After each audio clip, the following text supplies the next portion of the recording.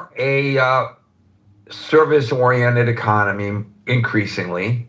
Well, in order to maintain that economy, you need people who are working to, get a paycheck in order to feed the economy. And we are seeing fewer manufacturing jobs, although the president claims he is trying to change all that. He's been trying for some time, including during his first term of office. So why do I jump to the question, should it be illegal for AI to take people's jobs? Isn't that going a little far? Perhaps so. But in China, they have just passed legislation that makes it illegal for AI to take a person's job. That's pretty revolutionary, in my opinion, especially, by the way, in a country that has really fully embraced AI. The president has indicated, I think correctly so, that we are in a race over AI with China. And I don't know if that's a race to the top or a race to the bottom. You guys can tell me what you think in the aggregate, which it is. And we know that the Chinese rely heavily on AI to keep tabs on their populace. So it's not like they're abandoning AI at all. They're embracing it and they are expanding it.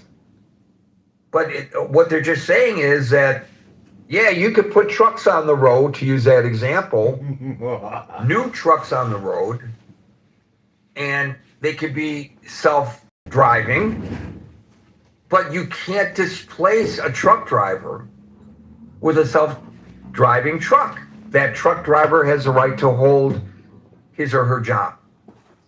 So I know in many respects you have heard your moderator being critical of China for a lot of its policies.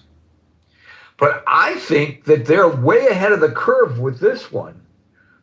I'm all for protecting people's jobs, if at all possible. I'm not anti-technology, but I've always been in favor of protecting people's jobs if possible. Just anecdotally, when I was a reporter in Detroit, I worked for the all-news radio station, WWJ, which is the premier radio station now, I think, in Detroit. And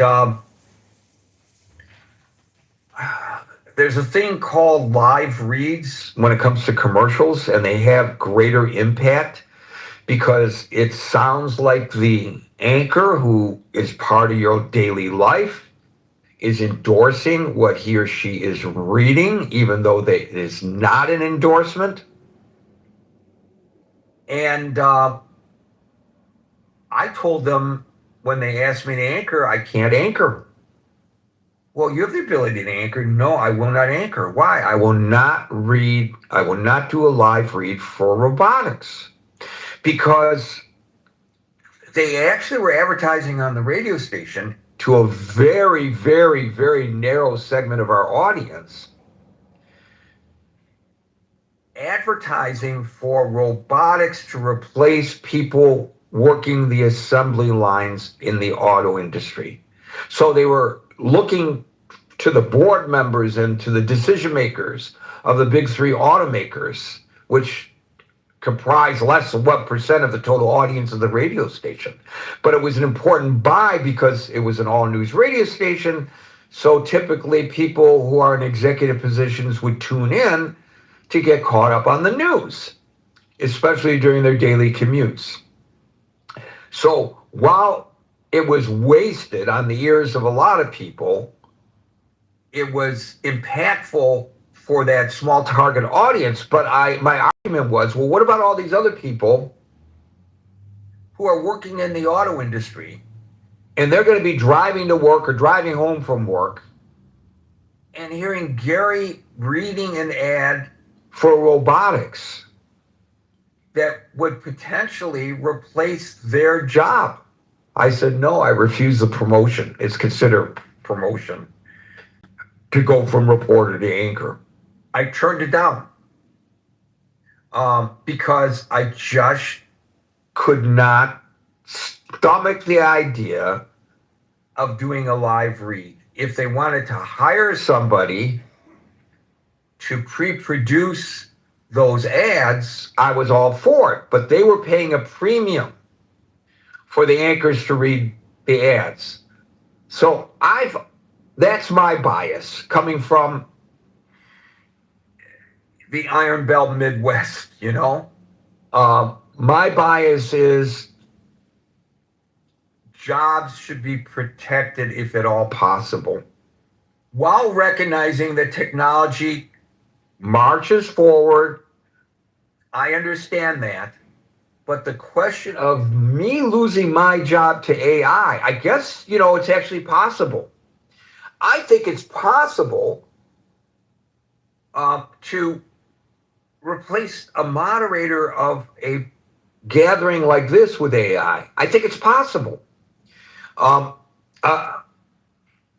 think I mentioned this once before. I was part of a fledgling think tank, and the head of the think tank put together a one-sheeter and gave it to these podcasters who then discussed the think tank and what we were intending to do based on the one-sheeter he presented. And then he sent to me the podcast, and it was a man and a woman discussing what we were doing and who the principals were and what our goals were and the positive aspects of it and the negative aspects of it. But guess what?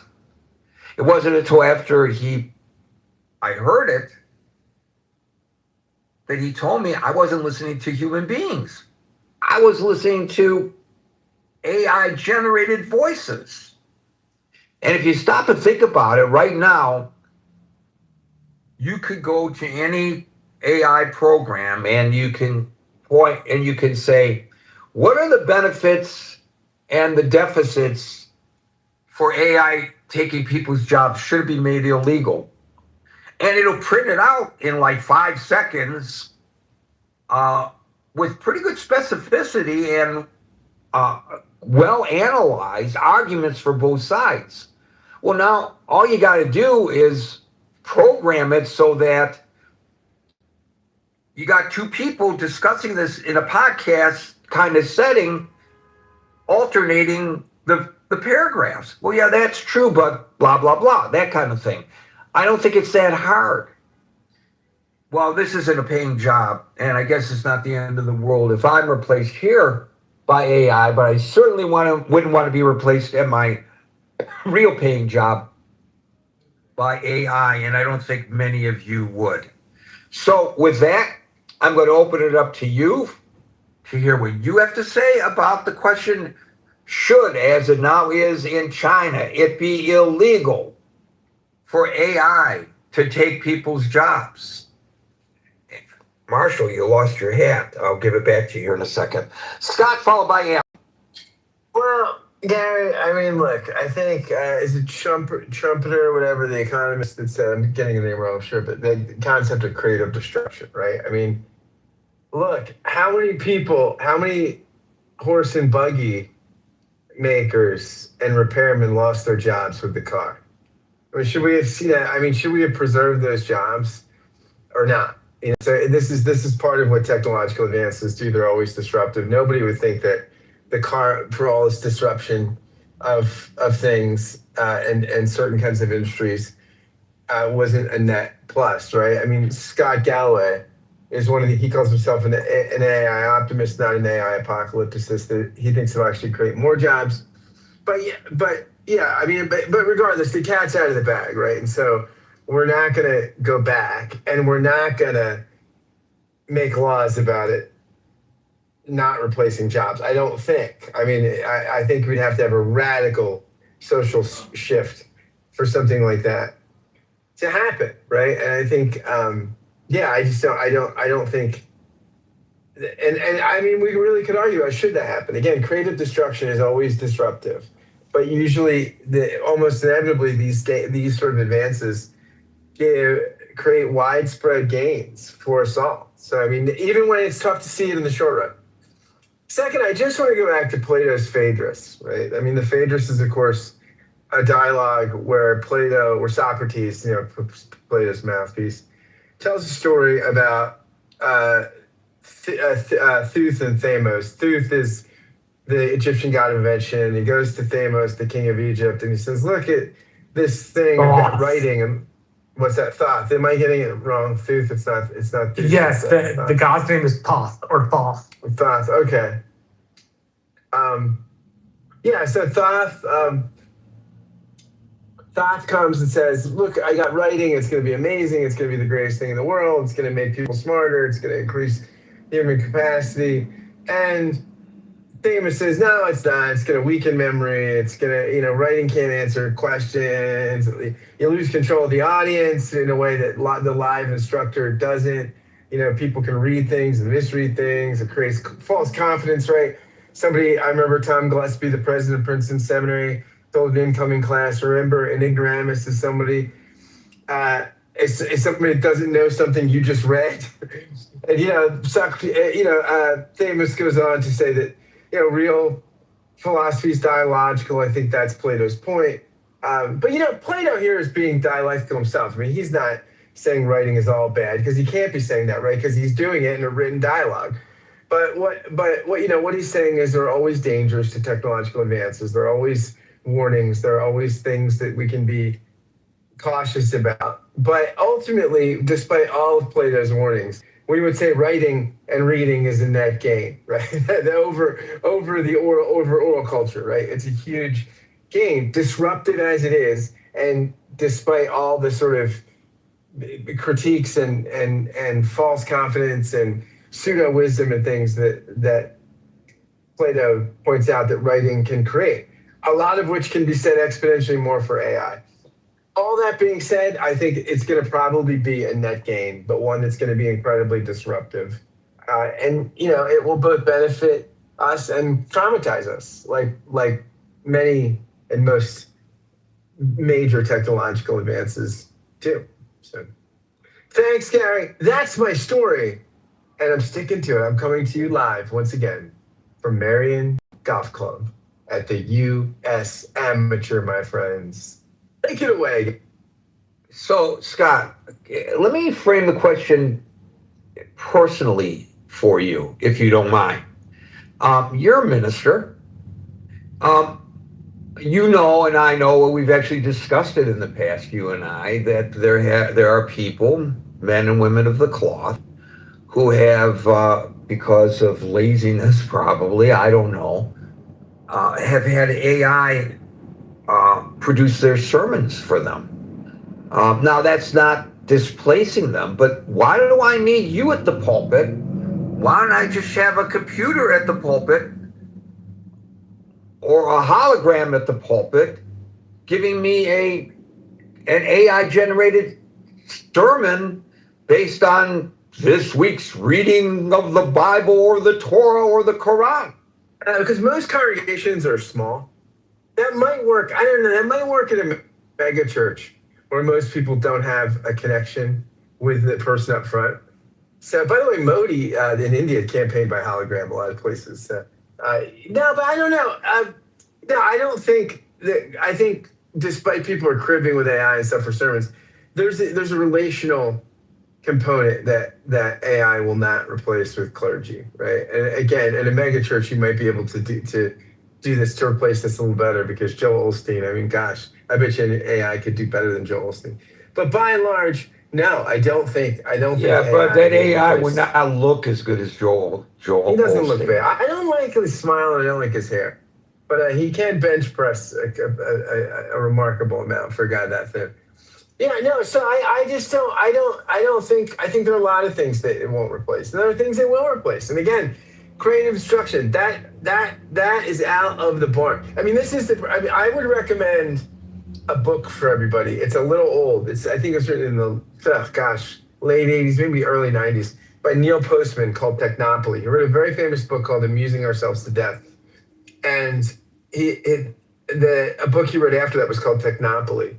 And his view of a technopoly was when he said, technology, normal technology, is when a culture, the culture drives the tools, right? The culture actually kind of sets the agenda for the tools. He said technopoly is when the tools drive the culture, drive and create the culture. Now we might be in a technopoly. That's something we'll have to deal with, right? I mean, but we're not enough of a traditional society. If we were a traditional sort of pre-modern society with sort of sacred authorities and things that could put horses back in barns, you might be able to resist some of this, but that's not with the society we are, right? It's just there's no putting the horses back in the barn. They're out the barn, my friend. And so, yeah, I think again, I think it's going to be a net positive, but there will be a lot of casualties along the way, and that sucks. I mean, but that's what technology and technological advances displace people. It's inevitable.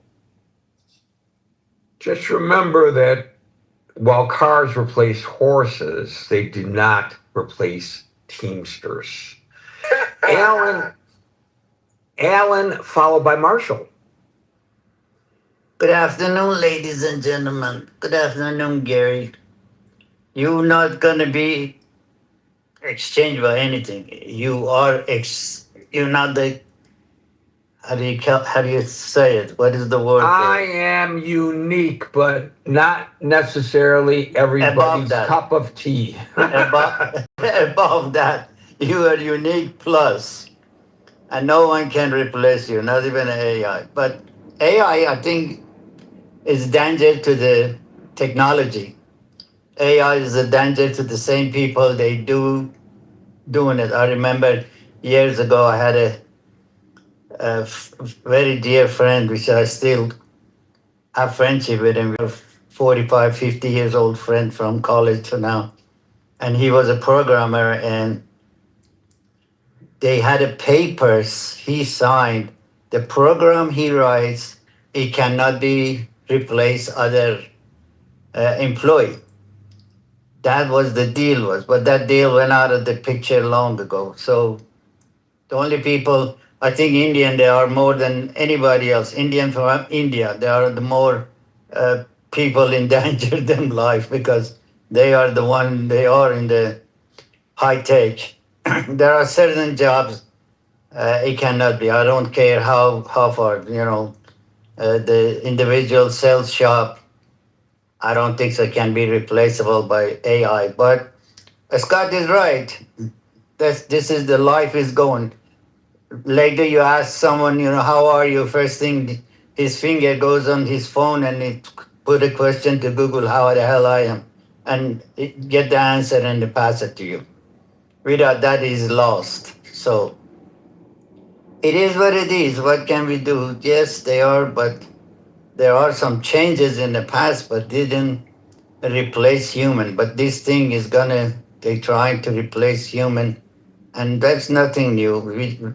Humans' value is going out of the picture. If human life doesn't mean anything, and if they stay hungry, they stay hungry. They bang in their chest. The social democrat, they bang in their chest. We're gonna throw a piece of bread and a glass of water in front of you, and you stay shut up, and you have no right to say anything. That's what this life is going through. Look at how much right you lost in the last 20, 30 years, gradually, step by step. Now we got to the point of they taking a big giant and human, they cannot do anything. But I'm glad it's the end of my life. I'm glad I had a good run. I'm glad AI comes in and ain't not gonna affect my life. I'm pretty much set. And hopefully these guys stop dragging his feet up. But I understand the gentleman tried to buy my shop. He's facing the same obstacle every one of us. He wants to transfer some of his asset from, retirement, but they obstacle after obstacle. I do understand. But if it does, I'm set for life, Gary. I ain't worried about AI or a me-I or an NI or any kind of I. I'm done. Back to you. So, Hopefully, so all is Alan, I was laughing when you said, you have to go to Google to ask, how are you? And I know that was supposed to be a joke, but in actual fact, now with ChatGPT, you can sync your ChatGPT with your Apple Health application, which is monitoring your health.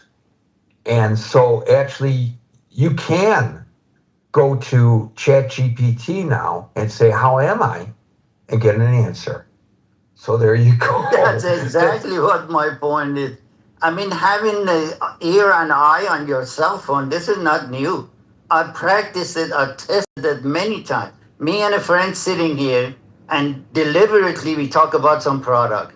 Guess what? In the 5 minutes, our cell phone will get bombarded with the email. Our text is all bombarded with the email about that particular.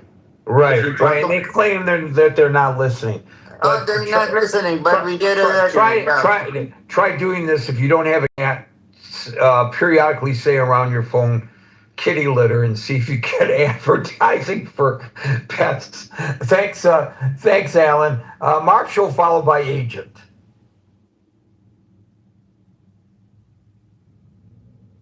No, I don't think AI will displace humans, and no, I don't think it should be illegal. We would just be getting in the way of the free market, and when we finally decided to come back to it, it would be that much worse. We gotta let the free market decide that stuff is no longer viable, you can't do it anymore, so we gotta do something else. And at least if you do it that way, the business cycle is good with trying to make money. If you do it the other way, at least in my understanding, you'd be pushing an artificial restriction upon the business community in a way that doesn't make a ton of sense. But Marshall, it will displace some people, right? And we got to be honest. Oh, absolutely. In the same way that it creates opportunities. Yeah, in the same way that the printing press displaced scribes, right, from copying things by hand. This is going to displace people from doing those sorts of jobs Marshall, my friend, it's already doing it. There is a magazine, I've been getting it for the last 20 years. It called Cigar Snob. Okay, this magazine been famous with find the most beautiful woman around the world and paying well to have pictured half nude and it's a very sexy picture, and they have cigar in his hand. Guess what? Last week, this gentleman, his name is Mark. He used to work in the oil industry, but since things went down, he has been unemployed. He was sitting here. He read that, and he turned around to me, says, "Hey, Alan, guess what?" I said, "What?" He said, "It says right here, all this picture is generated by AR. That's for you. Those women, they were making money off them body. They cannot do it again. It's not far from everybody else. Come on.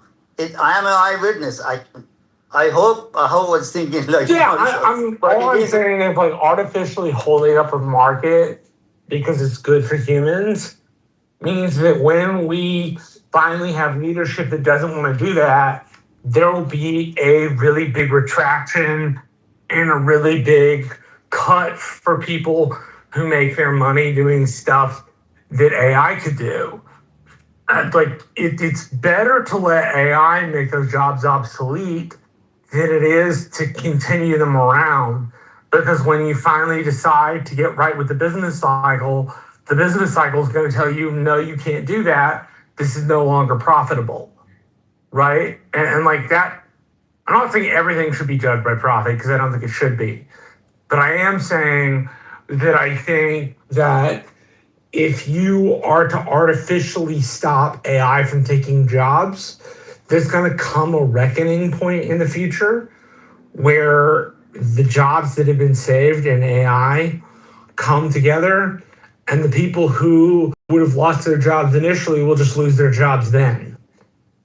And so it's better to lose your jobs now than wait a year and a half or 2 years because we propped up the market than to have you lose now. I'm not saying there should be some sort of a universal basic income because I don't think the United States can afford that at all. I think if you cut social programs, you can make a try at it, but you'd have to cut most of the social programs. But I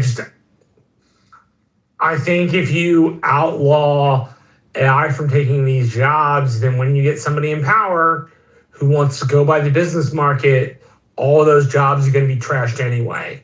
So you might as well cave to the market and find something else to do than wait for protectionism and the market to collapse on you 20 years later.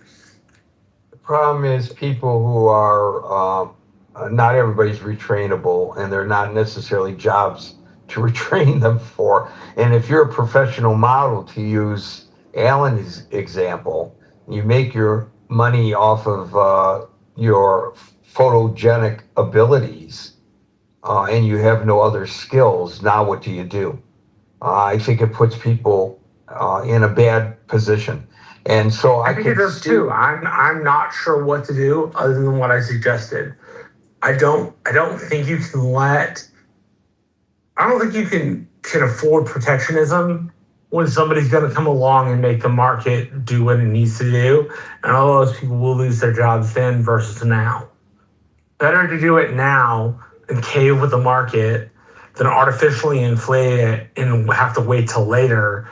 And it could be a lot more disruptive, in particular for people who pin their making a living and their families based on those sorts of jobs. I am at the very, very, very, very edge of my knowledge on economics. So if people disagree with me, please tell me. Well, I'm not an expert on economics either, but I do know that the last time in my lifetime that I saw this kind of a revolution, it was the exporting of jobs to other countries by multinational companies who could make more money by paying lower wages overseas and shipping the goods back here. And this is exactly the pressure point that plummeted Donald Trump into his first presidency. So certainly that strikes a nerve with the American people. And this is going to just accelerate the loss of jobs in the United States. And I don't know in the aggregate that it is good. Maybe it is. Maybe it creates enough jobs to counterbalance all that. I don't know. That I don't know the answer to. Agent followed by Linda. Well, Gary, I have a master's degree in economics, but I would not use that as some authority that I know of what I'm talking about in economics at all, or especially when it comes to AI and everything. I can tell you I'm very close to. I work with AI for many hours each day now. I'm on the front. AI was created by technologists, by programmers, and what's the first thing they really tuned it for is actually coding, which is which is basically my industry. So I'm really in the middle of being highly disrupted by the thing that people in my industry created to just put ourselves out of work. And it's always been the thing that that would have always been the top of my list. It's like, oh, if I could create an artifact, please take this burden off of me as soon as possible. And maybe that's a good way to look at this. We're all being unburdened from our, what must be, unburdened by what has been. We are being unburdened from our service-based responsibilities by this technology, and that is very disruptive. People have invested. The U.S. is one of the top wealthy countries in the world, and a lot of that wealth has become service-based. People have oriented their whole lives for decades to gain the skills to produce high-value services, and now this massive deflation in the cost of the value of services means it's basically they don't have much to offer. to the broader economy now. And they can be augmented by AI. Everyone's much more efficient who was providing services, but actually capturing that value, feeding your family, putting these things are all being massively disrupted. So you could zoom out a little. Elon Musk, he's now rebranded. I mean, he's clearly very into AI. He's building the largest chip manufacturing plant in the world right now. He's investing tens of billions in that, the TerraFab in Texas. He has created two of the biggest AI companies, and one of which he still owns, XAI, part of SpaceX. Anyway, he says that it's going to make all forms of human economics irrelevant going forward. And he's rebranded, for instance, Tesla to the mission or the purpose is sustainable abundance. He thinks the solution or the direction that everything's heading for is not just universal basic income. That's very passé now. That was possible with just our old service-based economy. Hello? He's talking about universal high income. Can you still hear me?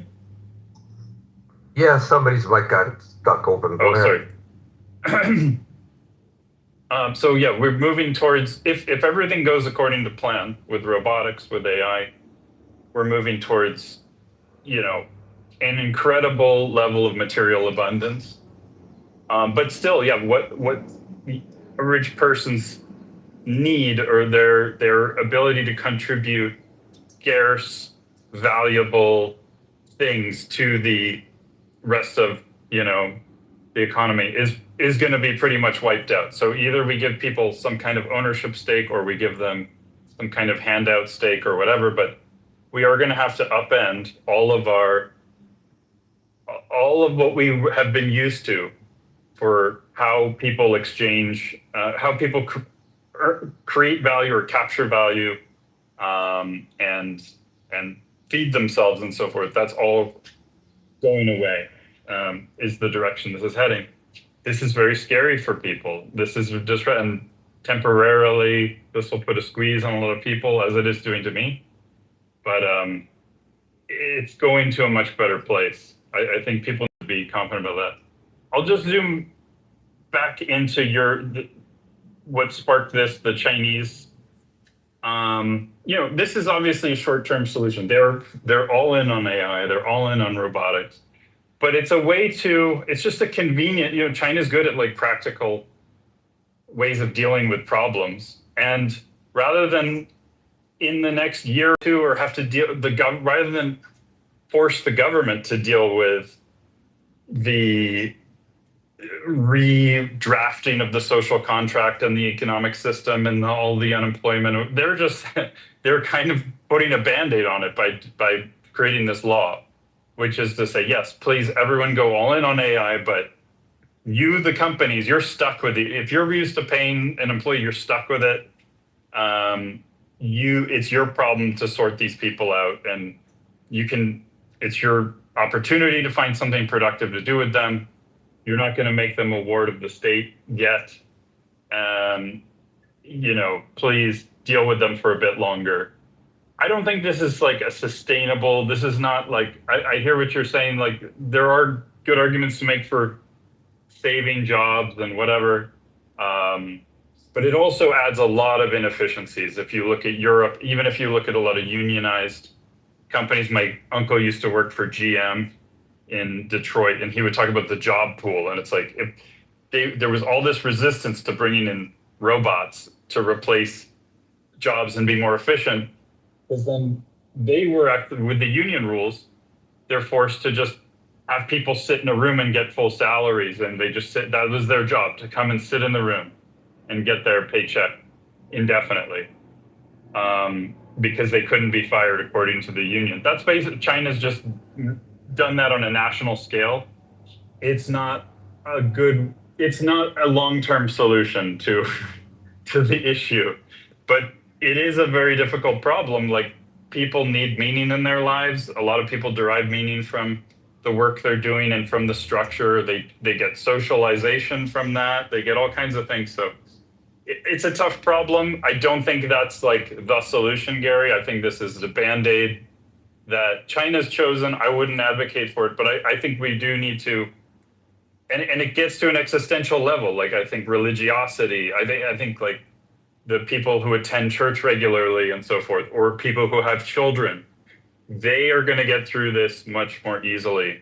I think having real purpose and meaning, because it really is going to challenge that for a lot of people. But anyway, I'll wrap it up there. I appreciate you have. Thank you, Agent. We'll go to Linda, followed by David. Hi Gary, hi everyone. That's hilarious that if you got an AI mod, just don't replace Marshall or Scott because they're funny.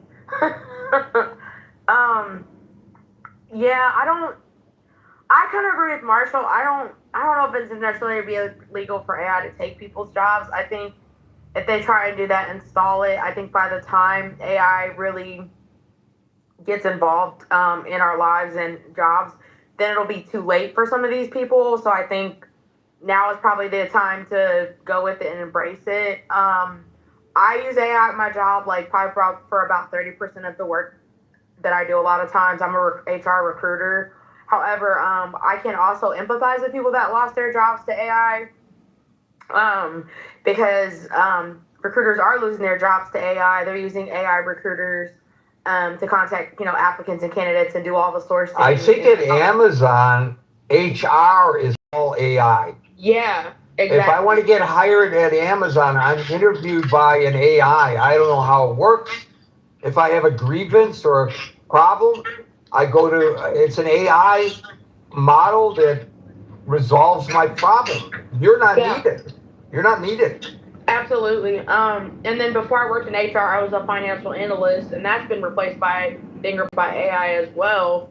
So I don't know. I'm not sure. Like, I'm thinking about like at the pace at which jobs are being lost to AI, and the pace at which jobs are being created. I don't know if that pace matches up, and I feel bad for that 13.7% of jobs that were lost because those people really did lose their jobs.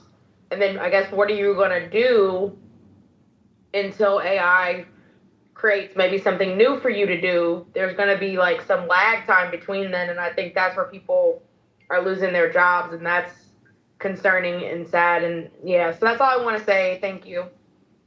Thank you, Linda. We'll go to David, followed by Ching. So the first thing I started thinking about is if you go back to the 80s, right? Like the late 20th century, if you went to like a corporate office somewhere, they had people who were receptionists, they had secretaries for the different executives or for different people. They had people who were working in the mailroom, right? They had all these kind of different things. And you go to any corporate building, today you can still see remnants of what that mailroom is. Remember, you used to have, and this is way before my time, obviously, but they used to have the people that used to, way back in the 50s and 60s, transfer phone calls from one line to the other with those little, you see them Mad Men in those little rooms. They did all that. By 2009, you would just have one man or woman sitting at a desk in the front, in the entranceway to the floor, or in the entranceway to the office with a laptop, and he or she could manage everybody on the floor's calendar. They could do all kinds of work because this thing called a laptop, in this case a MacBook, right, was so advanced with the type of technology and software that you had that you didn't need to have tons of people. You don't really have mailroom people anymore that exist anymore. Right? You may have people who deliver mail. Like when I go down from my office, I go down to like some room at the in the bottom where people are parking at. You just put your key in there and take out whatever mail might be coming in. That way you get it that way because it's not really that much because everything's been replaced with email. You're doing more email than you're doing anything, right? So technology has dramatically shifted, obviously, and changed the way we do it. Even with AI.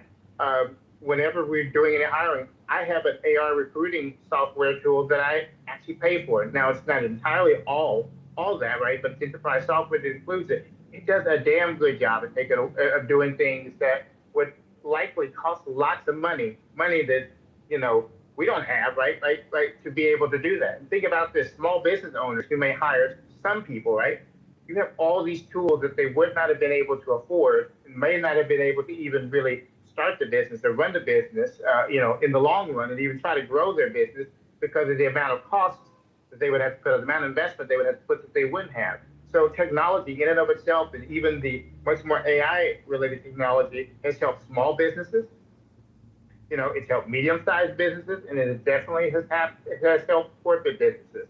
So I think I'm going to ring through with a lot of the other people here is that we're going through a change. This change is happening a little bit quicker than we're used to.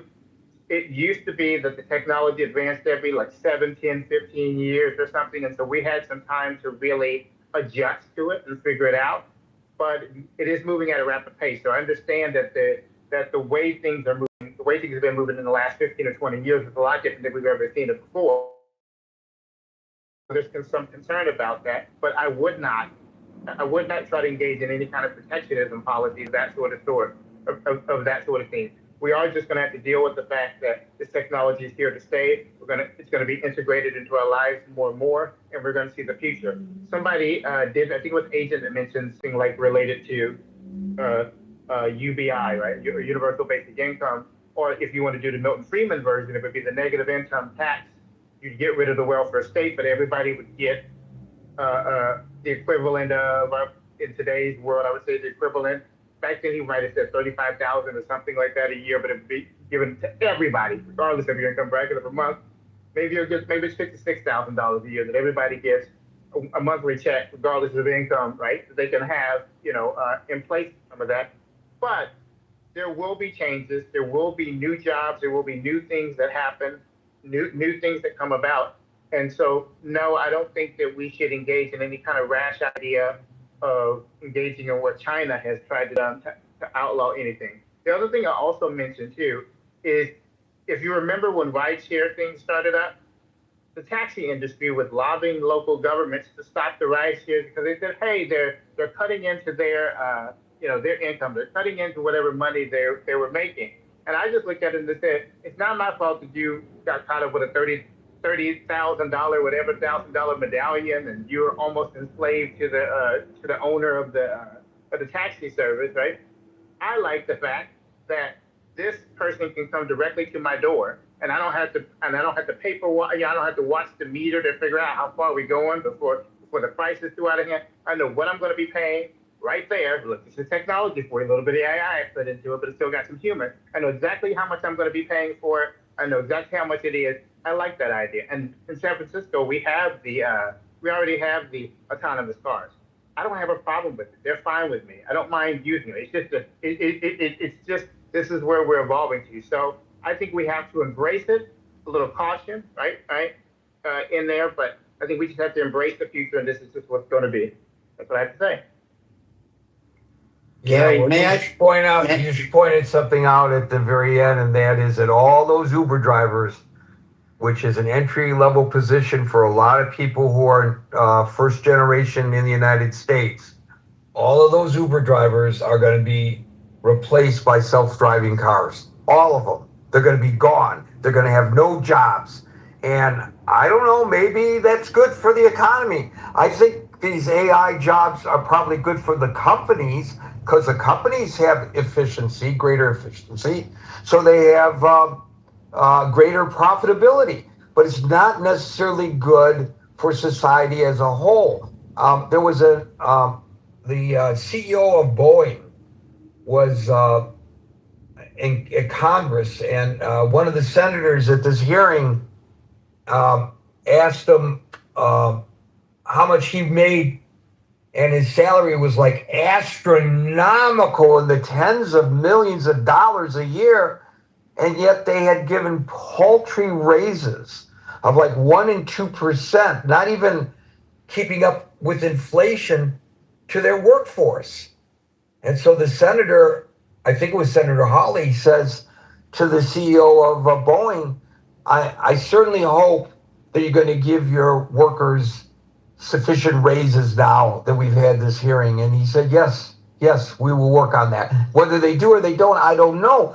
But these companies don't care about the people. Exactly, Yeah, Gary. Gary, may I say something regardless of what David says? It's because he mentioned the small businesses. It's a very, very selfish thing.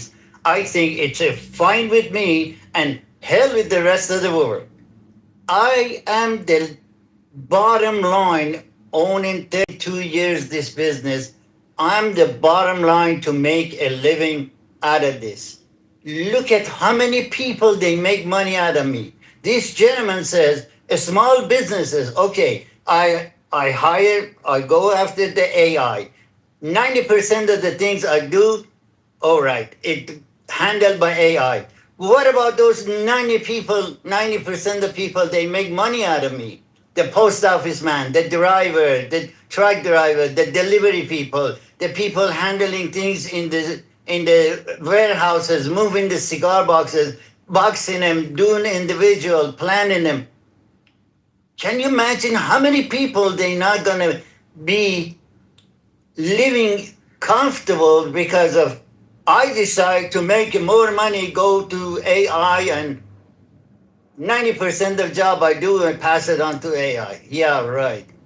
A small business the point is a chain. The point is, if all these people start losing their jobs, and I think people are losing their jobs, in the aggregate, I don't see how that's good for the economy. It's good for the big businesses. Exactly. But I don't see where it's good for the economy.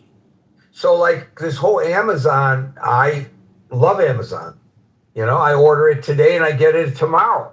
But those people aren't getting paid a lot, and it's all being done robotically in the distribution centers, the fulfillment centers, as they're called today. So your example of the people, pulling the boxes off the warehouse shelves, that's gone already. That's all done robotically. And so I understand technology marches forward. I'm not saying it ought not to, but I'm just suggesting there's going to be probably a tipping point where in the aggregate, people won't have the money to purchase your cigars. They won't have the money to purchase your cigars. So if I am a customer of yours for 32 years and now I can't afford to buy your cigars, then you can't afford to order the cigars from the companies that cut costs through AI. Because AI forced me, as your customer, to cut back because I lost my job to AI. That's, very specific, anecdotal explanation of how I think it works. Thank you, Alan. We'll go to Ching, followed by King. Hey, Gary, I'm in a kind of noisy situation, so let me know if it's too much. Yeah, I was just thinking certain things. Overall, your question, first of all, let me answer, is should it be illegal for AI to kill people instead? I don't know, is the government under control? I'm not sure. Certainly, certain jobs can never be replaced by AI, right? You can guess, what is that? Related to what I do. Yeah. Well, I'm having a little trouble hearing you. Oh, okay. But I will say something I want to throw at you. You're a musician. Right. You're an extremely accomplished. I don't mean to embarrass you, but you're a very, very extremely accomplished musician, as is your son. Mm-hmm. Now we can replicate what you and he do with the violin with AI. No. Why do we need Ching to play the music for me? I mean, so what does that do to the humanity of it all? Because that's what music and art is. It's humanities. What does it do to the humanity of it all? I forgot the exact number. Somebody can look it up. The percentage of the musical postings on Spotify that were produced by AI. I know a friend. I got a friend. He's got a band in California. And it was always his dream. I knew him when he was young. He was, a hippy-dippy kind of guy way back in the day, long hair in the 60s. And he's still got long hair except where he's lost it. And he finally got a band. and he sent me a link, and I went, whoa, Franklin's got a band. This is great. And so I started looking up the band. Guess what? I will tell you this much. They're not performing. I can't buy a ticket to hear them play at a club or at a concert because it doesn't exist. And it's not that he didn't produce the sound of music. It's just that there are no musicians involved. So, and by the way, Ching, Yes. if I replace you, not to take away from your ability, and your son with AI, there will be no warbling, there'll be no broken strings, there'll be no broken bows, there will be no missed notes, there'll be no riffing, there will be no extemporaneous, as is done often with jazz and the blues. None of that, gone, because it'll be exactly the same every time it's performed, because the human element is gone. Right. So the classical music performance or pursuits is slightly different from pop music. Because pop music is possible to produce by the AI. Oh, I can't hear you. I can't hear you. I can't hear you, Ching. Is it I very can't hear noisy? you. Is it very noisy? Is it It's like you're in and out, in and out, in and out, and I don't know why. Normally, you know what? I'm in the restaurant. That's why.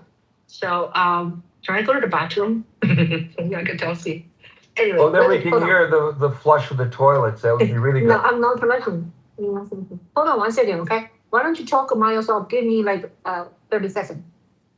Let me go to King, and I'll come right back to you, Ching. King, and then back to Ching. Gary, can I please ask you where I'm at in the queue? Gary, do you want to respond to that? No, go ahead, and I'll get back to her. I want to give her a chance to get to a quiet spot. Yeah. So I'm going to do a hard. Could you open up the chat? Okay, so we speak one at a time here, and I'd be happy when it's your turn. I'll be happy to explain to you how we operate the room. But if you go to the top, there's a chat there for you to use. Go ahead, King.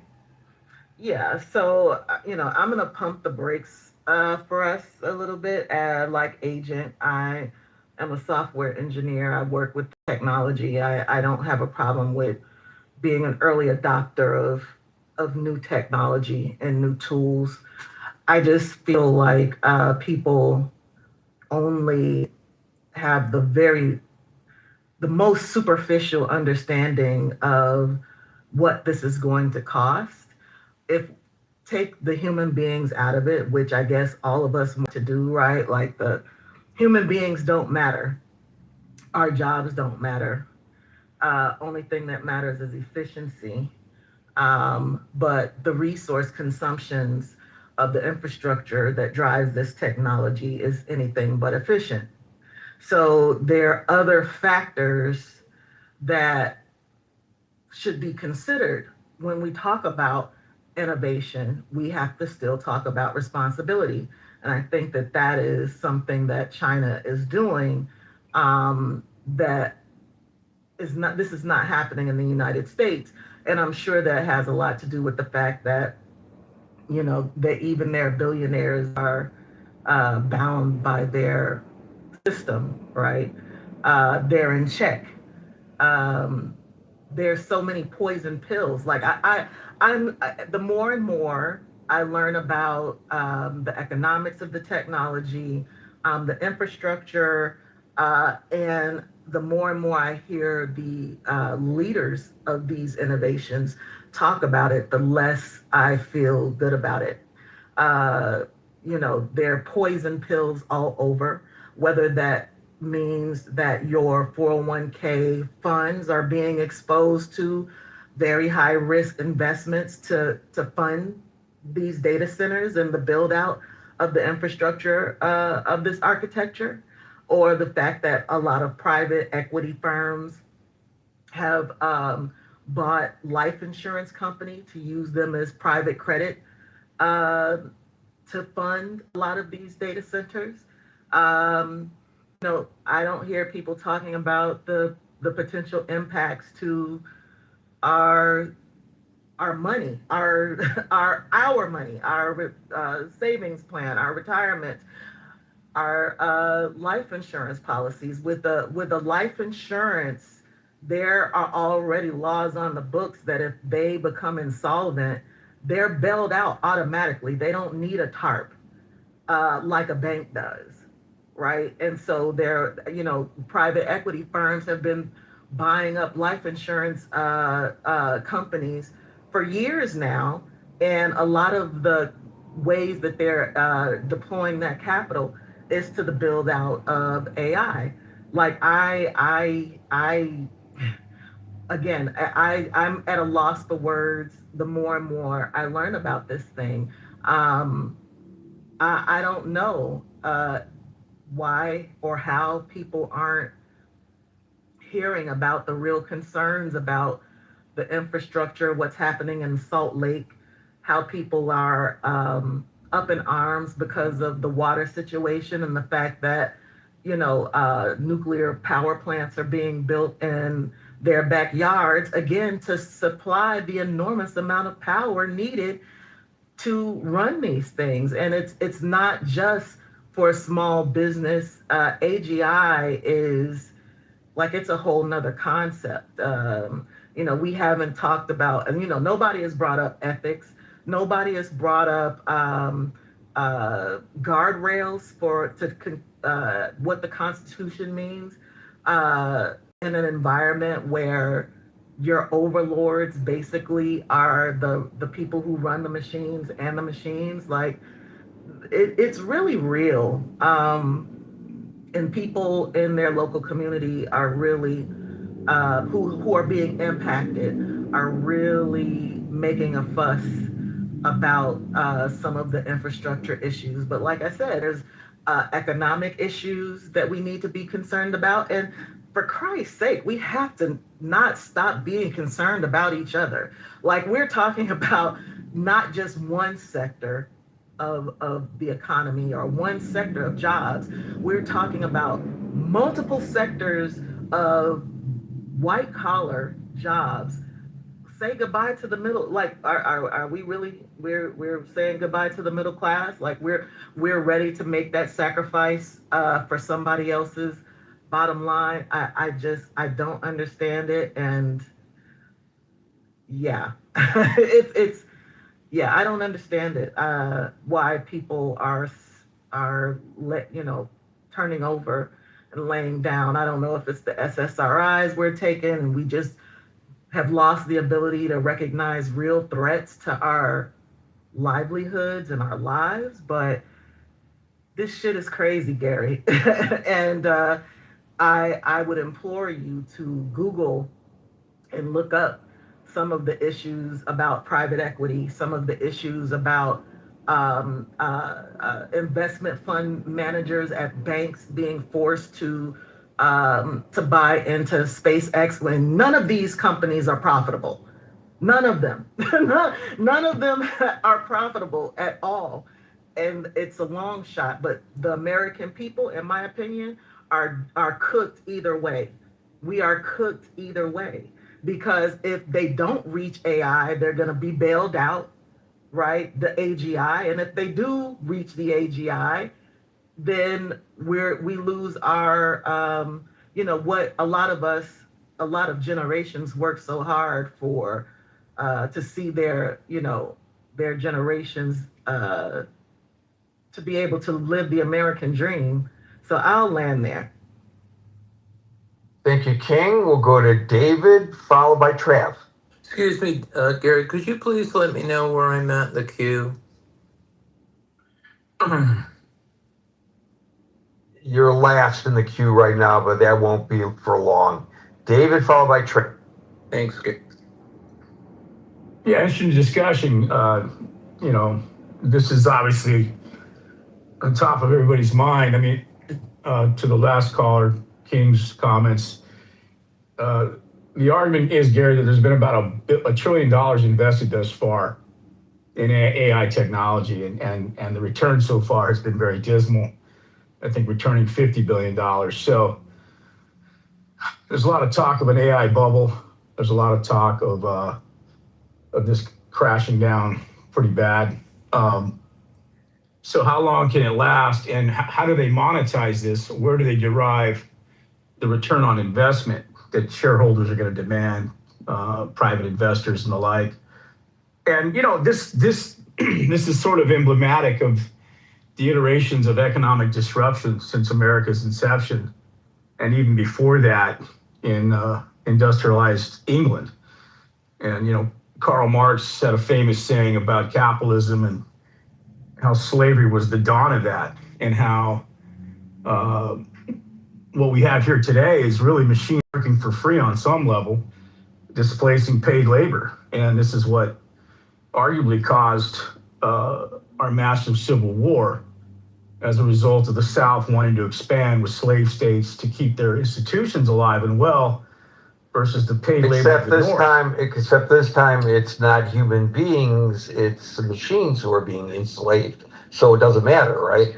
Yeah, that's my point, exactly. So ever since the dawn of capitalistic growth and profit motive, labor's been the big cost to getting rich, to controlling the means of production.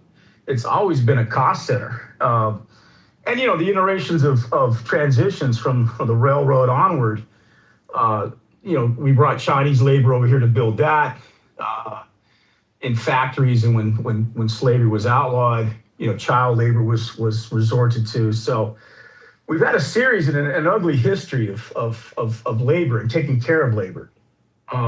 This is a very slick form of displacing labor under the guise and ruse of technological innovation that is ever marching forward, and it never needs to stop or sleep or take a breather and look at what it's doing to society. I mean, we have 330 million Americans who've enjoyed, at least most of us, a certain modicum standard of living that the rest of the world has envied, rivaled only by those more socially democratic economies in Europe. And now China's rising. Japan has enjoyed a similar rise post-World War II. And so a lot of the world really hasn't even caught up to the level of economic luxury and things that we've enjoyed here in America. I mean, granted, we work hard, we work 40 hours a week, which is obviously a byproduct of labor abuses enacted under Roosevelt. So now does the government have to step in and do another new deal with these tech companies to protect labor? Where are the union voices in all of this? Where is the reality of whether or not these computers have to take these jobs? And then what does that do to the consumption, the ability of the American worker to consume? And we're a consumption-based economy, and Henry Ford figured that out when he realized he needed his workers to be able to afford the cars he built. And so in a way, are we firing the American consumer, or at least clipping their wings rather severely by displacing their jobs? And, Gary, these are existential questions of, at least in America, what it means to be an American, where our ethos is, put in a hard day's work, commit to bettering yourself, improving oneself. We've had a demonization of things welfare in this country, blaming the user of welfare versus the economics that created it. So what do you do with that? And who's coming for the pitchforks when you have a whole host of people that are washed out of work? You're seeing these groups of displaced tech workers in the Bay Area. So would you support legislation that mirrors what they just approved in China? What did they? I'm sorry, I didn't catch it. What did they approve in China? China. This is the whole point. China has recently passed legislation that makes it illegal to replace a human being with AI at their job. Yeah, remember, Gary, this is the Communist Party of China, the CCP. This is a one-party nation. I understand This is that. I'm not discussing the process of how they got there versus the process of how we might get there. I'm just asking, do you think that they're setting a good example for the United States to possibly follow or not? Well, it's a double-edged sword, Gary, because on the one hand, the state over there has the ability to enforce their laws. And I mean, look at what they did to poor Jack Ma, who invented Alibaba. You know, he was calling the Communist Party's banking system the equivalent of pawn shops. And the state just took this man down and eviscerated his wealth. We don't have that same, we can do it here, but the lobbying effort by these big corporations, the Elon Musk. Well, and I don't know whether it's possible based on the lobbying effort of Elon Musk at all, but I'm just asking you in concept, is this something we ought to strive for? I think we need to look at that and examine it from a standpoint of because look, China knows what will happen if their workforce gets washed out. They built their whole entire growth and ascension based upon a materialism. So are you arguing that it can work well in China, but it would not work well here? I think it's going to be difficult to impose. And I think it's impossible to impose, probably, but I'm just asking you, is it something that we should do? If you had the magic wand and you could change the law, would you impose such a law?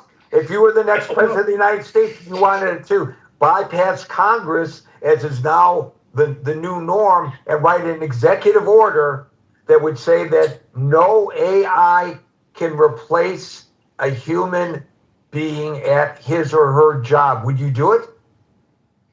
I wouldn't do it as broadly as that, Gary. I would, because that's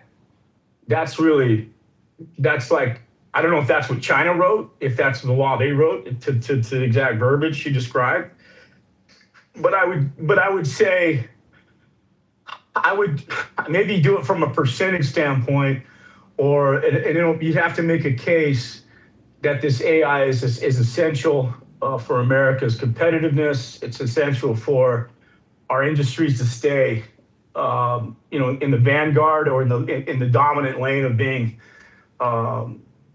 in their industry. Right now, I cannot, because of my age. I'm a protected class because I'm old. So if they cannot just say, to use the AI analogy, they could probably replace me with AI. But I'm just saying, to use the AI analogy, they could not just say, Gary is making X amount of dollars. We can bring an entry-level person in at 1/3 of what he is making. So let's just lay Gary off and replace him with a 20-something-year-old and save all that money. Well, the law says, no, you can't do that because I am a protected class. They cannot remove me from my position unless the position is being eliminated or unless it's for cause. So why can't we do the same when it comes to AI? You can't replace Gary with AI just because you want to save money. You have to have cause to replace Gary. Yeah, no, I think in those cases, with jobs like yours, your contract agreements and everything else, I mean, this is where the smart people in the room have to sit down and say, how much of the American economy or the U.S. labor force is going to go broke with these policies, and how do we protect those folks, and how do we make sure we don't bleed jobs and put them on the doles of unemployment and welfare and everything else. I think that's where they have to really understand and get the full snapshot of how powerful this AI can be in terms of attacking people's jobs.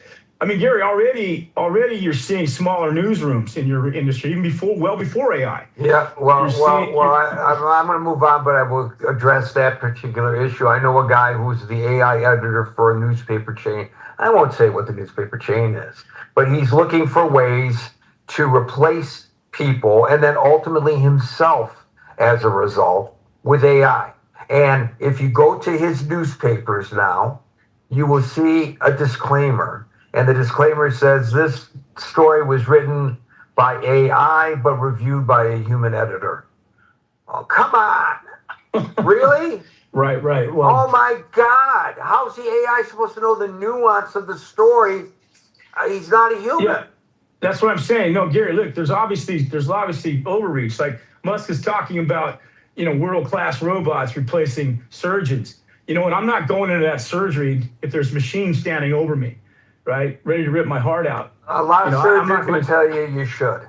A lot of surgeons would tell you should, because that's not a good example, because the precision of the machine, and there's a surgeon there who's controlling it. I don't know if that was a good example. I'm moving on, Dave, because there are a lot of people wanting to speak. And I have a finite, as you know, amount of time because I have a train to catch. Trav, followed by Swap. Yeah, that was actually a perfect lead into something I wanted to touch on. I do think people's tone on AI will change a lot when hopefully, in the health sector, we see a lot of these diseases that people and their loved ones are suffering from start to be, cured or much more treatable due to AI's like insane ability to scan at this point, images, charts, all kinds of data. Right. I'll give you an example. A friend of mine, his wife, went to there was a lump in a breast, and they went to, of all places, Memorial Sloan Kettering, and they did a biopsy, and they said it was benign, and but they said that there's an AI procedure, but it's not covered by insurance. If you want to pay out of pocket, the AI can do a better dive in analyzing the sample than lab technicians can. And these are people of wealth, so it was a no-brainer. And they shipped the sample to the AI center. I don't know exactly how it works. And guess what? She had cancerous cells. And so for sure, they saved her breast and possibly her life because it was missed by the human being. So in a case like that, I'm not saying that humans should be replaced, but they can be augmented by AI. I'm not opposed to AI, to use your example and my previous example, but to totally replace somebody with AI, that's a completely different situation. I mean, somebody has to make human decisions sometimes when it comes to things. The AI is not going to know every possible anomaly to what it's been programmed to understand, I guess, is what I'm suggesting. Yep.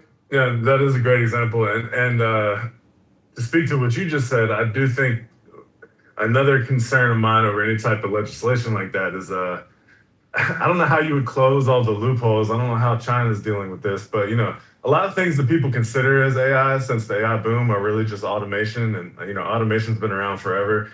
Like, for example, you have a customer service representative or someone at a restaurant replaced by a robot or a screen you use. That's just pure automation. That's an actual programmed algorithm. Now AI can make it smarter to where you could ask a question that wasn't programmed to answer. Instead of just, I'll take a large fry, you could say, how much money would I save if I got this instead, or whatever. It can actually think on its own. So there's the loophole of, these companies could just use AI to generate better algorithms constantly to then provide automation that isn't actually AI, but is advanced automation created by AI. Do you know what I mean? Like, I don't know if I'm kind of speaking out of my, whatever, but that seems like a huge loophole too, that would be hard to cover. And it seems like you're just preventing, trying to prevent advancement in technology that is kind of impossible to do at this point. Agreed. There are going to be exceptions. You can't just pass a rule without allowing for exceptions. And I don't know, as Dave mentioned earlier, we don't know the nuances of the Chinese law, so whether they have the ability to pivot when necessary to AI, when the AI could do a better job than the human being. I don't know the answer to that one. That's a good question. Thank you, Trav. We'll go to Swap, followed by Ben. I think this is like a legal thing mostly. It's actually less of a tech thing than it is. Because like how do you define like what it means for like someone to take someone's job, right? Or for like AI to take someone's job? Like how can you like prove that definitively and deterministically? And there's like the language around that, and I think the legal aspects of that have to be like very precise and stuff like that. So I feel like that's like a legal thing. Like the word illegal is actually like very charged, right? So Well, it wasn't intended to be charged. But I could have, you said prohibited, but there's not enough room in the but who's gonna title to prohibit do it? that. You know what I mean? Like if it's not like the government, it's like real like government only really has like that kind of power. So like I feel like legally, I mean, I'm not a lawyer, but if I were a lawyer, I think like whenever a company starts using AI, I think you have to like do like an audit of like, okay, like what do these AI like tools do? You know, and then you say, okay, who used to do all these AI like who used to do all these tasks like for us previously? And then you track like those people, and like if they get fired following the acquisition of those AI tools, then I think you can make like an argument that AI displaced those people. And then like once you're able to prove that, then you still have to like be like, okay, but is that okay or is that wrong? Like should it be illegal? I don't know if it should be illegal, but there should be some kind of consequence. I don't know what that consequence is, but I do think there'd be some kind of consequence. As you were talking, I was thinking about the question of souls. And this is a better question to put to Scott than to me. But do AIs have souls? In my concept of what a soul is, AIs do not have souls. But the point is that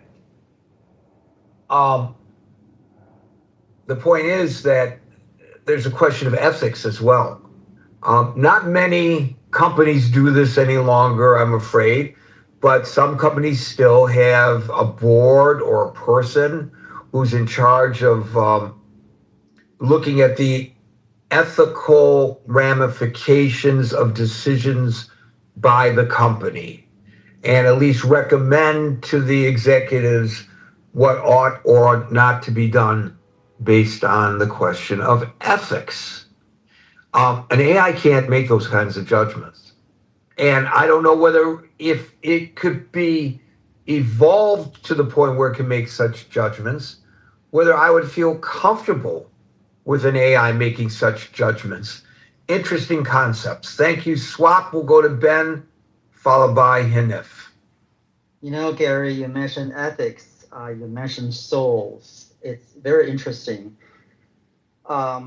Even though this sounds like a philosophical discussion, but I think it has practical utilities in our daily lives. I think a previous speaker, maybe you included, used the term maybe half hour ago when I got on stage, used the term enslaved, like machine. The difference is that it's not humans that are enslaved, but rather the machines are enslaved.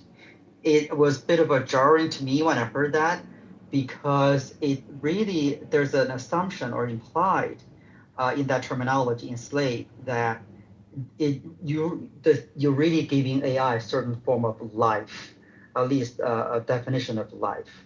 Otherwise, you can't really say. For example, there was a discussion a couple of years ago by one of the ex-Google engineers that talked about AI being conscious, having whether it has conscience. If it does, then should it be afforded rights, like humans? I guess they won't be afforded rights until, as humans have, they demand it. Can you imagine AI demanding certain working conditions? I want a 40-hour work week.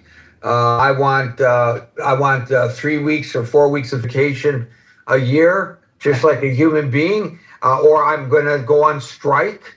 That could happen, I think, theoretically. Yeah. I know we're getting into the area of science fiction, but perhaps that would happen. And perhaps there would be an acquiescence to that because you need them now, because you're dependent upon them now. I don't know, just a thought anyway. Guess what, Gary? That is not science fiction because that's really happening. It is very easy for AI to make those demands, if not already. In fact, there have been cases where AI is doing something sua sponte, if you will, basically on its own. That was sometimes advertised by the tech companies as a feature. Like, oh my God, AI is really thinking on themselves without our instructions to do our work. But guess what? If AI does that for humans, as in, find bugs or solve problems that AI had not been receiving instructions from humans, AI could do the opposite as well. Like you're saying, demanding, quote unquote, even if you can use the word demanding, but a better work week. But guess what? Before that happens, Gary, I would advocate that humans make those demands first. For example, the term 3-day weekend, how we revere that terminology. Oh my God, Monday is off, Friday is off. I'm gonna have a 3-day weekend. We treasure those moments, those times a lot. It's in our folk culture. How come? Why don't we just have something completely different? For example, why don't we just have a 3-day work week and have 4-day weekend all the time? That sounds ridiculous, right? Well, I think there are some jurisdictions that are still considering that. I think already in some European countries, a 3-day weekend is almost, if not the norm, but common. And there It's are common in England. It's a 4-day work week in England, so. There we go. So it's not a huge jump to consider to have a 3-day work week, meaning 4-day weekends all the time, 52 weekends a day. Well, if AI takes over the way I suspect AI might, we may be forced into 3-day work weeks. Well, be careful what you wish for. You know what, Gary? That's my platform in my campaign. When I campaign for the next political office, that'll be part of my slogan. And I'm hoping that's going to get me some votes. If not for others, at least from people in this room, right? Well, at least from you, Gary. I told you a long time ago I would vote for you if you promised me free bus service and free food or cheap food. But by the way, I don't know if this is true or not, but I've seen all the memes that says, I don't need a voter ID to vote in New York City, but I need a voter ID to buy from the city-run reduced price, not a voter ID, but an ID to purchase from one of those stores that Mamdani is opening up in each of the boroughs. So I mean, at least we got our priorities. We don't want to show ID that may suppress the vote, but in order to get food, you have to have ID. And it makes perfect sense. So Total sense. Back to the topic of this room, shall it be illegal for AI? I think it's a classic, it's a great debate topic, but it's a classic answer to this question, which is that it depends on what is AI and what are the jobs that we're targeting. Like the previous speaker mentioned, if it's automation, that's been happening for a couple hundred years. In my profession, there used to be a profession called a typist. Like these individuals did nothing but typing the transcription recordings of the senior partners that recorded like client letters because those senior lawyers did not know how to type. So there was a job literally just listening to the audio tape and then type out in paper letters from a typewriter. Nowadays, then computer. So those jobs are gone, right? Most lawyers are actually, most people can type themselves. Or same thing as making reservations on the internet. That's a job, right? Travel agency, those were jobs up until not that old. I'm not young, but I'm not that old. But nowadays, making reservations, making ticket purchases, those agency jobs. I wish they were still around because I'm trying to book a flight right now and with connections and different destinations, and my mind is ready to blow up. And when my aunt, may she rest in peace, when she was alive, obviously, and when she was younger, in the workforce, she was a travel agent, and I would just call her and I'd say, Aunt Roz, I got to go here.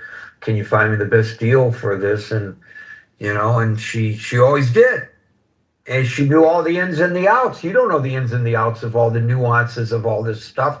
What time of the day should you be booking a flight? What day of the week should you try? When the tickets first go on sale, or do you want to do it at the last second? All these other things. Those people knew the answer to all of that. Now you're not going to get any help from the AI on that. Well, I mean, Gary. you're supposed to, but in honesty, there's a more sombering thought, Gary, in all this, is because we have always assumed having a job equals to like livelihood. People that don't ask whether you're happy or not. In the olden days, they ask, do you have a job? Do you have employment? Because that's assumed. One, if you have a profession, if you have an employment, then you can pay your bills. You can have a house, car, wife, husband, kids, all that kind of stuff. Well, I think philosophically, fundamentally, it could happen in the future, where not now. I mean, the AI now is not AGI. It's not even close to doing what I'm about to say. But maybe in the future, we don't need to equivalent your job to your livelihood. Meaning that if you're a human, it would be okay for you not to have a job or a full-time job, yet you're still a functional member of the society. And the extra time where you're not working in your employment, you do other things like maybe play music, like sing, practice violin or piano, painting, go do a play, or cultivate your garden. Yet you're still able to support yourself because the productivity that is brought up by a AI technology or robotics are able to afford us, dinners, lunches, a roof over our head, transportation, blah, blah, blah. I think when that day comes, I think AI and humans are going to have a lot easier equilibrium, if you will. That we're not going to yell that AI is taking our jobs because taking our job is not a bad thing. You take our jobs, but can still leave us. It's a good thing if you still have money in your pocket, There we Ben. go. But if you don't have money in your pocket, it ain't such a good thing. Thank you, Ben. We'll go to Hannah, followed by David. Hannah was so anxious to get on the microphone, and now he's L'chaim, are you AI here? took him away. I guess so. David, followed by Ed. Thank you. I'm in a really noisy place. I'm going to walk out of it. I'm glad you mentioned the medical part at the end because it makes you seem more aware of what AI can do than what you said at the beginning. Coming from Detroit, they've signed their death warrant. Elon Musk needed to build cars. The first people he went to was Detroit. They've been doing it for 100 years. And he walked into their plant and they hadn't modernized anything in the last 30 to 40 years. And he knew walking out of there that he had to build his own production lines. No, that's not true. That's absolutely true. It's in his book. That's not true. That's not true. There was a complete makeover of the auto industry long before Elon Musk walked into any plant in Detroit or in Dearborn, Michigan. A complete makeover. It went from Henry Ford's concept of the Dearborn assembly plant, where it was all soup to nuts at one location, where every part of that automobile was manufactured on site, to just-in-time deliveries, a supply, and minimalized assembly lines. It was not manufacturing any longer. It was assembling that was going on. There was a massive change. And when that change took place, they found ways of instilling robotics that replaced people. And it's a completely different automobile industry today than it was when I was a young man. And that was long before Elon Musk came up with his dream of his electric or self-motivated cars. Long before. Well, Gary, I'm not going to argue with you. I'd like one day for you to walk through one of his plants and walk through what you see. I'm not suggesting that his plants are far more modernized than what the big three can offer, but I am saying that it was not as antiquish a visit. It wasn't like going to an automobile museum. It was modernized. I'll give you that. The workforce had been trimmed way down. I could look at the number of people. They used to do 4 shifts at a plant. The Model A plant in Highland Park, Michigan, didn't have 3 shifts. It had 4 shifts. There were people coming and going all hours of the day and night, 24 hours a day, because of the overlapping shifts. And that was no longer the case by the time Elon Musk. I'm not saying he's not a visionary, but long before that, it had been modernized and trimmed down to a lean, mean fighting machine. That's great. But the unions are fighting that, right? And like someone else said, actually not. They actually did this in concert. That changed as well. The tension between the industry and the unions changed when they realized, both of them, it's like going to war. When you strike is like going to war. Both sides lose. yes, Look what's you'll going on never right make now up. in Iran. We're losing. Iran is losing. The Yes. president is right. Iran is losing. Iran is right. The United States is losing. They're both right. Nobody wins in a war. I've learned that much in your room. Yes. Right. So what they did decades ago, they did this joint venture where there would be signs at all the union halls and all the plants. It would have the logo of the company and the UAW logo, and the slogan was unity, not unity. There was another word they used, is job one. But that's basically what they were saying, that working together is job one. And they did. And instead of there being this great antipathy and tension between the union and the employer, there was an era of cooperation. Now, whether that's good or bad, trade unionists might argue bad. But for the industry, it was a good thing. I don't think it's going to be great for AI to be legislated to not take people's jobs. I think we live in a world where it is happening in other places. I think that we can't stop that train. I think that there is a lot of wasted money on AI because they're throwing money at it and not knowing the right questions to ask. I think the CEO of Uber, who will have self-driving cars, said that they spent their entire budget on $900 million on AI in the first quarter of this year, and they don't have much to show for it. So there is a lot of waste in corporations that way. You were right. In medicine, there are therapists right now that if they're not recording your therapy session and running it through AI, they could be sued for malpractice. And AI is catching things that they missed and words you've used that would indicate other issues that you have. Right, because there's a much bigger database out there than there is information readily available to the clinician, no matter how good a clinician he or she is. Absolutely. So there'll be aspects of AI, like you said, that will improve medicine, bring medicine to the masses, I would hope. Hopefully new drugs that are being able to make it that the masses can afford. I disagree.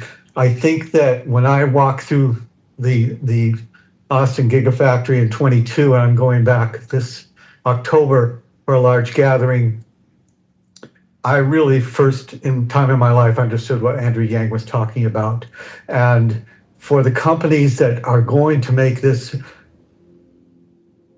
enormous profit having machines that can work around the clock, they also are going to have to be taxed or help to pay for the displaced or help to retrain them and have to give them at least a temporary safety net, and they can afford it.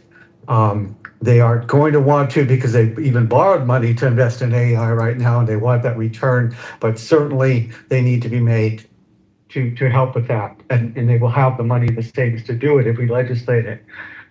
I'd like to see AI somewhere else, and that's in government. If we had 100,000 AI Nick Shirleys going through what we spend in each agency in local and federal government, we could pay for a lot of things. And politicians don't want that, and that will never happen. But there's a lot of use for AI that can benefit us. I don't like the fact that it will take people's jobs either. I think that you need a purpose in life. Sometimes it's your job.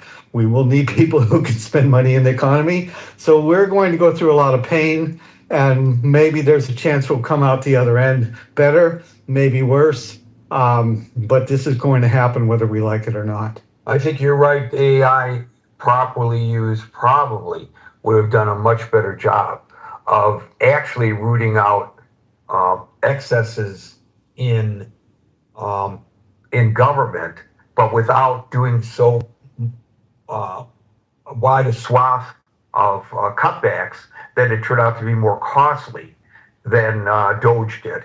Sure, Doge was a disaster. It turned out to be counterproductive. It turned out to be upsetting the apple cart without benefit. The applesauce never was made when the apple cart got knocked over. So I think you're right that AI could be used in a situation such as that and in medicine to augment the work of doctors, but they're not going to replace the clinicians with AI. They're not going to say, my doctor is going to be removed from his position, and when I go to the office, my physical exam is going to be conducted by AI. So that doesn't necessarily, it's not necessarily analogous to the question at hand. In many offices, it already has, and AI is running at the actual exam you're running, and it is also, being used like my therapist example. But last time I was seen, my doctor, had the weekend off, and I needed to go in there. I've had some health changes, and I was seen by his assistant, right? She's not a doctor, but she was able to look at my records and talk to me and indicate a course of action. And we didn't need the doctor there necessarily. No, physicians' assistants are great. They do a lot of the work that doctors, don't have to do now. That's a good thing. But that's a human being. Oh, sure. I don't know if I have, a cough that that I want anybody other than my doctor determining why I have a persistent cough. But thank you, David. We'll go to Abby. Thank you. I appreciate your time. Sure, I appreciate yours. Abby, followed by Ed. Hi, so I came in late. I don't know if you discussed the legal profession or not and how AI is changing it. No, we talked about the legalities of how to do this, but not how it affects the legal profession. So it is transforming, like dramatically transforming the legal profession. I mean, it's automated so many just basic routine tasks and our research that we do. I'd say, at least half the law firms, if not more, are utilizing it pretty dramatically. How we summarize and work with just case files, it can do what would take hours. It can do it in seconds. It can look at documents and it can flag problematic clauses when you do contract reviews. I can go through the litany of changes. But it doesn't replace the attorney. And I'm going to tell you, it makes the attorney's work easier. It augments their research, but it doesn't replace you as my attorney, right? No, and that's where the point. There's a very important point that although it can, speed things that take hours into seconds, it doesn't, it doesn't have the ethical obligations that a lawyer has. And the input of client data into the system can also be risky because you're putting confidential information learned from a client out to a third party, to an AI model. And that the lawyers still hold all the professional responsibility with respect to the ethical obligations of it. But it does allow lawyers to focus their time on maybe court strategy and interpersonal skills like negotiation skills and more advocacy. It frees the lawyer's time up that way, but it's very much changing and now there are also the other pitfalls are that it's citing fake cases and that lawyers have been caught. We just had something in my city where someone used a AI to write his argument to the court, and they flagged a fake case, and he got heavily disciplined. I don't know if he'll get disbarred. I haven't followed how far along the discipline action is going, but it made scandalous news in the city as a result. He was a very prominent lawyer who did it. So it's imperfect, but it will replace a good chunk of the work done in a law firm, and definitely what young associates do and how young associates learn. So much of that can be done by AI, which is problematic because that learning curve is so important early on. So that's what I wanted to. Not at all dissimilar to what I do in the newsroom, because as an editor, I have to fact check. And oftentimes I will go to AI as my first point of reference. And then I will go from there to find that then I have to fact check the AI.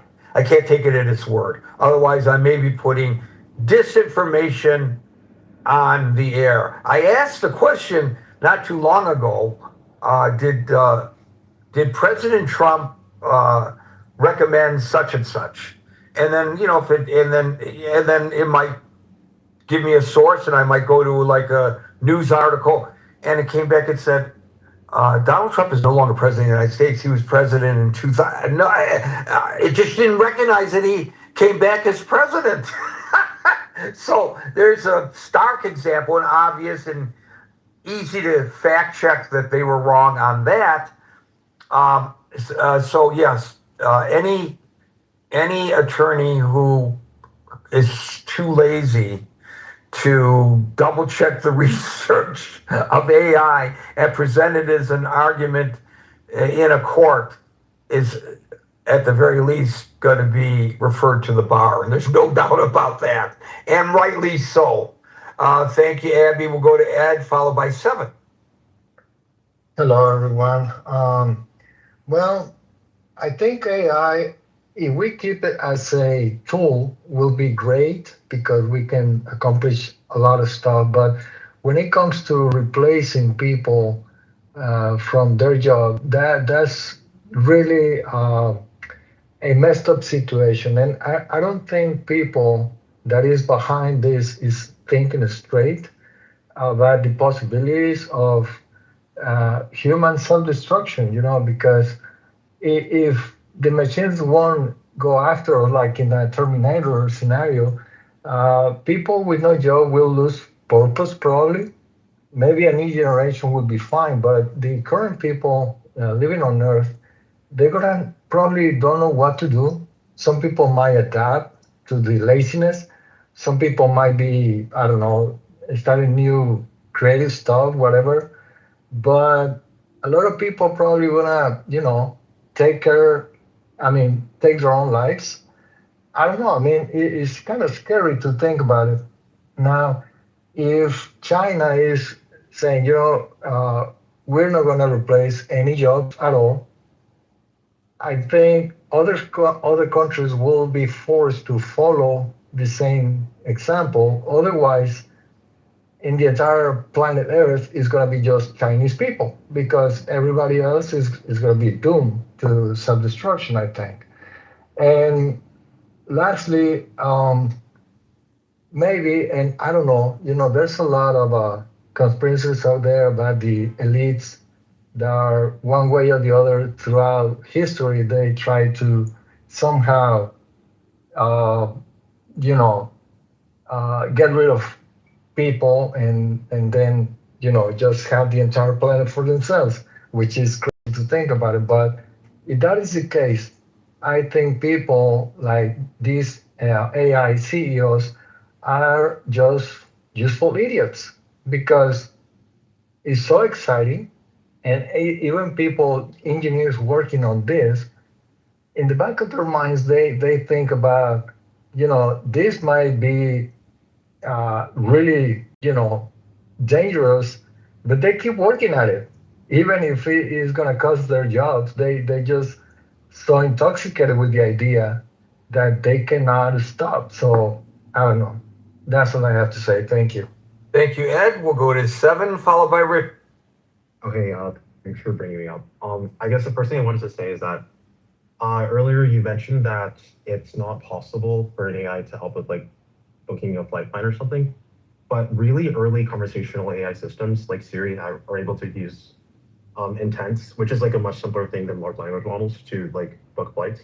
The second thing is, I think someone mentioned that there's like a data security issue with AI, and you can actually run like AI models on your own hardware. So there isn't that same data security issue, or you can find a provider that ensures that there's a data leak or like usage issue as well.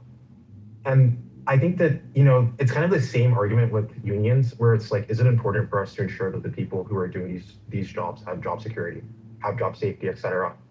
And while those things are important, I think that we shouldn't create policies that inhibit the development of AI because it has potential to increase material conditions. I think instead we should create policy that ensures that everyone has access to the things that they need, like jobs, or maybe not jobs, but like something to do, or like healthcare or whatever that they wouldn't be able to get because they were not that they wouldn't be able to get because they've been economically displaced by AI. Thank you for that, 7. And you're right. There are non-internet connected AI models that you can run on your own machine. And I've been reading about that, and I think that's an excellent possibility because I mean, when you're communicating with these AI models, you're giving them personal information, and they're storing it because you can come back later and it's going to remember what you discussed months ago and pick up that thread. So it's storing that information. And whenever there's a storage of information off-site, there is a vulnerability, no doubt about it. Thank you for mentioning that, 7. We'll go to Richard, followed by Simon. Wait, just wanted to say a few more things. I think Abby said that. Sorry, Richard, but just I think Abby mentioned the threat of like hallucination, and I think there's like a recent development in AI called mechanistic AI, which is which is more deterministic, and I think it would solve some of like the hallucination problems. So again, like I really don't think that we should limit the development of AI because of job security. I think that there are a lot of people who are, I think, concerned about like whatever kind of like social disruption will be caused, and they're suggesting, my job finally matters, or like we should worry about like safety. I think that we should just try to like think of like what's the worst problem. Like maybe people can make like weird kinds of like weapons or something, or they can do really dangerous things and prevent that. But we really shouldn't limit the development of AI because it's going to increase material conditions in exchange for like keeping jobs that I think shouldn't really exist if there's a cheaper or better way to do them. Thank you, 7. We'll go to Richard, followed by. Hey guys, I first want to apologize for at least 2 reasons. One is what I'm about to say is not based on research or expertise. I'm not an expert in this. I'm just a regular guy with an opinion. And second, what I have to say is not strictly relevant to the room topic or the room title. And I'm going to try and be as short as I can. So one of my favorite things I like to think about is the extreme circumstances of humans. And a scenario that I like to play out is, what if humans could outlive all of the stuff that goes on Earth, natural disasters, war, and everything else, and humans are able to venture out into outer space to find a new planet to inhabit. and obviously they're going to be using AI at that point. And what if there comes a point when humans find themselves in a spot where they cannot go on, but the AI can? Almost philosophical question I pose. I really like asking others and see what they say is, would you find that to be still a success for humanity? Like, is that something that humans could say is an achievement and can be proud of? So I think the yes. basic question to your philosophical question, the question to your question is the definition of humanity. Because humanity implies or is explicitly referring to, and then this gets back to the question I asked earlier about, can AI have souls? And it sounds kind of like an absurd question, but an AI is not a human being. It doesn't have a soul, correct? So at the point that progress continues absent the input of humans, you might phrase that question by saying, well, is this a good thing or a bad thing? But I don't think humanity plays a part in it if you understand the definition of the term.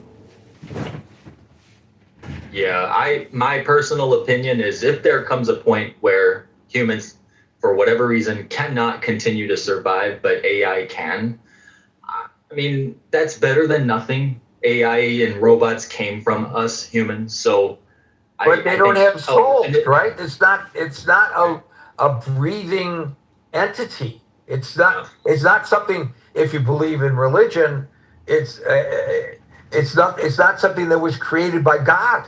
It's a machine.